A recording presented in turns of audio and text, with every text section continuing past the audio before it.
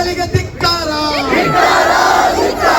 ಬಜರಂಗ್ ದಲ್ಲಿನ ಗುಂಡಾಗಳಿಗೆ ಧಿಕ್ಕಾರ, ಮುಸ್ಲಿಂ ವಿರೋधी सरकारಕ್ಕೆ ಧಿಕ್ಕಾರ। बेंगलुरु में इतवार की शाम बारिश के बावजूद फ्रीडम पार्क में सैकड़ों तलबा, समाजी कारकुन और शहरियों ने मुतनाज़ा वक्फ तरमीम क़ानून 2025 के ख़िलाफ़ एहतजाज जारी रखा। हम संविधान के लोग के बैनर तले मुनक़द इस एहतजाज का ताल्लुक़ उस नेशनल लेवल मूवमेंट से है जिसमें इस कानून की वापसी का मुतालबा किया जाता है।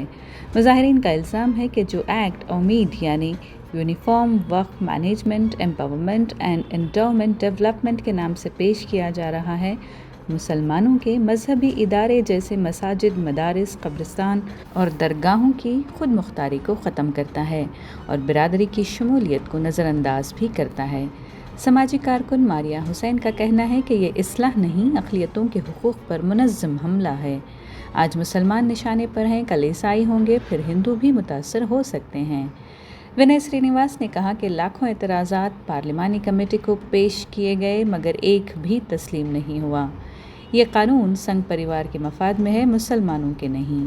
तहरीक में शामिल तनवीर अहमद ने कहा कि अगरचे वक्फ बोर्ड्स में बदउनवानी के मसाइल हैं मगर सफाई का मतलब ये नहीं कि कम्युनिटी का कंट्रोल ही छीन लिया जाए।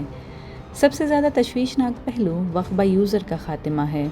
16 अप्रैल को सुप्रीम कोर्ट ने भी इस पर सवाल उठाया और मुतनब्बे किया कि इससे कई मजहबी इमलाक का वजूद ख़तरे में पड़ सकता है। फ़िलहाल अदालत उज़्मा ने नए तक़र्रुरियों और इमलाक में तब्दीली पर 5 मई तक पाबंदी लगा दी है।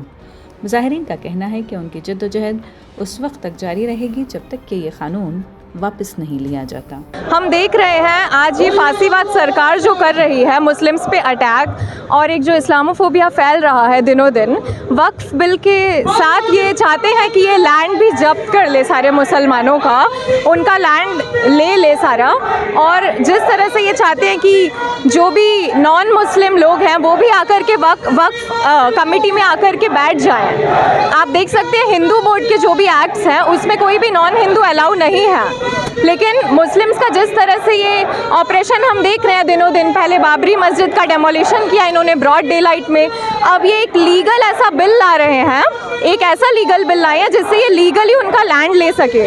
तो हम बेंगलोर के लोग इसके खिलाफ खड़े रहेंगे, डटे रहेंगे और बिल्कुल वक्फ बिल के अगेंस्ट हमारा हमेशा से आवाज़ उठाई जाएगी। माशाल्लाह बहुत ही ज़्यादा तादाद में आके हैं लोग, बट आपके इस चैनल के थ्रू मैं अपील करना चाहती हूँ लोगों को, ये इतनी तादाद काफ़ी नहीं है क्योंकि ये मसला सिर्फ एक घर का या एक आदमी का एक कोई पर्सनल इश्यू नहीं है। ये वक्फ का मामला है, हमारे हदीस और हमारे शरीयत का मामला है। तो इसके लिए और लोगों को बाहर आना चाहिए क्योंकि कल के दिन जब आप लोग, हमारे आधे प्रॉपर्टीज तो कब्रिस्तान है, कल के दिन वो लोग बोलेंगे कि आपको दफनाने के लिए भी 50,000 दे के ज़मीन लेना पड़ेगा, तब इन लोगों को एहसास होगा, जो लोग आज नहीं आए हैं और जो एहतजाज में शामिल नहीं हो रहे हैं उन लोगों को इसका हर्जाना उस वक्त भुगतना पड़ेगा जब गवर्नमेंट उनसे मांगेगी कि 50,000 रुपये दो फिर दफनाने देंगे। क्योंकि हम लोगों को तो हिंदूस की तरह जलाया नहीं जाता, इसी मिट्टी में दफन होना है। जब वो पूरे कब्रिस्तान कब्ज़ कर लिए जाएंगे गवर्नमेंट के द्वारा तब उन लोगों को एहसास होगा, क्योंकि ये कोई पर्सनल इशू नहीं है। ये लोग इतने सारे ये ला के रखी, इतने सारे चेंजेस करी। हमारे वक्फ बोर्ड में हिंदू होंगे तो क्या हिंदुओं के बोर्ड्स में मुसलमानों को शामिल किया जाएगा? जब हिंदुस्तान का कानून सबके लिए एक है बोलती इन्हों लोग, तो फिर क्या, फिर अगर मुसलमानों के वक्त में अगर हिंदुओं को शामिल किया जा रहा है तो फिर क्या हिंदुओं के बोर्ड में भी मुसलमानों को शामिल किया जाएगा?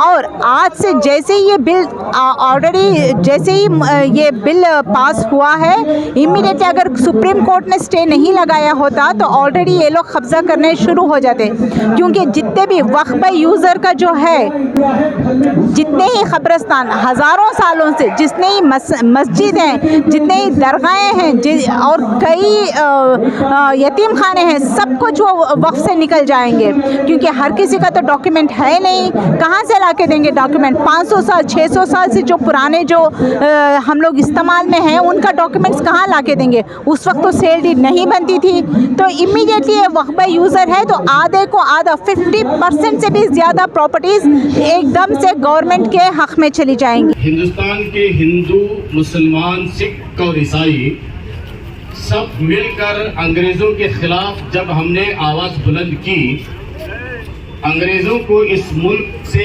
भागने पर हमने मजबूर किया था और हमें पूरा यकीन है आइंदा आने वाले पार्लियामेंट के इलेक्शन में बीजेपी को पार्लियामेंट छोड़ना पड़ेगा। इंशाअल्लाह ये पार्लियामेंट इसे इसलिए छोड़ना पड़ेगा, उसने 10 साल के अरसे में पार्लियामेंट के अंदर अभी तक जितने उसने बड़े फैसले किए हैं, किसके खिलाफ? माइनॉरिटीज के खिलाफ, दलितों के खिलाफ, आदिवासियों के खिलाफ, पिछड़े तबकात के खिलाफ, मज़ाहिब को मानने वालों के खिलाफ। सबसे बड़ी बात है उसने जो फैसले आज तक लिए हैं वो दस्तूर हिंद के खिलाफ उसने फैसले किए हैं। आपको मालूम होगा कि पार्लियामेंट में फैसले के बाद अमित शाह ने, वजीर दाखिला, उन्होंने ये कहा कि क्या तुम माइनॉरिटीज पार्लियामेंट पे तुम डराना चाहते हो, लेकिन हम ये कहना चाहते हैं अमित शाह जी से कि पार्लियामेंट में तुम डराना चाहते हैं माइनॉरिटीज को।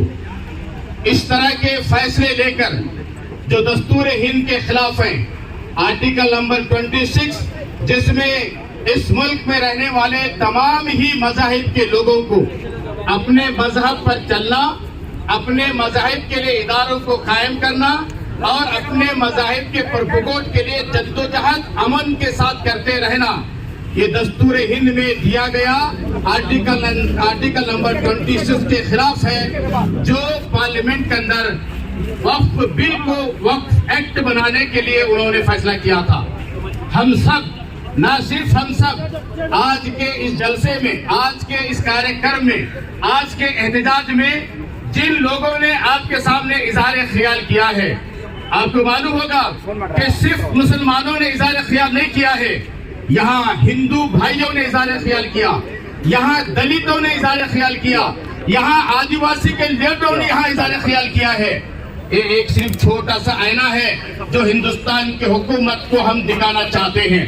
पूरे मुल्क के अंदर, पूरे मुल्क में जितने बड़े एहतजाजात हुए हैं, यकीन मानिए ये वक्फ बिल जो तुमने पास किया है, ये दस्तूर हिंद के खिलाफ करते हुए हिंदुस्तान में रहने वाले तमाम ही अवाम को तुमने अपने खिलाफ खड़ा कर दिया है।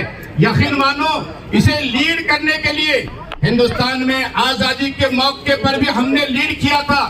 दस्तूर जब बन रहा था उस मौके पर भी बाबा साहेब अम्बेडकर के साथ हमने दिया था। क्योंकि इस मुल्क का दस्तूर बने, ये मुल्क जमहूरी बने, इस मुल्क के अंदर डेमोक्रेसी कायम रहे, इस मुल्क के अंदर तमाम इंसानों का हक मिलना चाहिए, इसके लिए हमने बाबा साहेब अम्बेडकर जी के सदारत में बनने वाली टीम में हमने बहुत ही अहम रोल अदा किया था। आज भी हम ये कहेंगे, हिंदुस्तान के दस्तूर में बुनियादी बातों को अगर तुम तब्दील करने के लिए कोशिश करते रहोगे, इस मुल्क में उसकी मुखालिफत करने के लिए हम सबसे अव्वल में खड़े रहेंगे। उसके मुखालिफत करने में हम सबसे अव्वल में खड़े रहेंगे। लिहाजा ये पूरा मजमुआ ये अपील करता है सुप्रीम कोर्ट को, सुप्रीम कोर्ट का हम शुक्रिया अदा करते हैं। 2 दिन तक तुमने जो डिबेट किया, 2 दिन तक आपने जो सुना, जिस तरह से आपने हुकूमत की जराह की है, आइंदा हम आपसे तवक्को रखते हैं कि आप वक्फ बिल को पूरी तरह से आप रिजेक्ट कर देंगे। हिंदुस्तान में रहने वाला मुसलमान, हिंदुस्तान में रहने वाला दलित, यहाँ का आदिवासी, यहाँ के पिछड़े तबकात, यहाँ के मजदूर, यहाँ के मज़ाहिब को मानने वाले, इस एक्ट को अक्सर तौर पर हम रिजेक्ट करते हैं, रिजेक्ट करते हैं, रिजेक्ट करते हैं।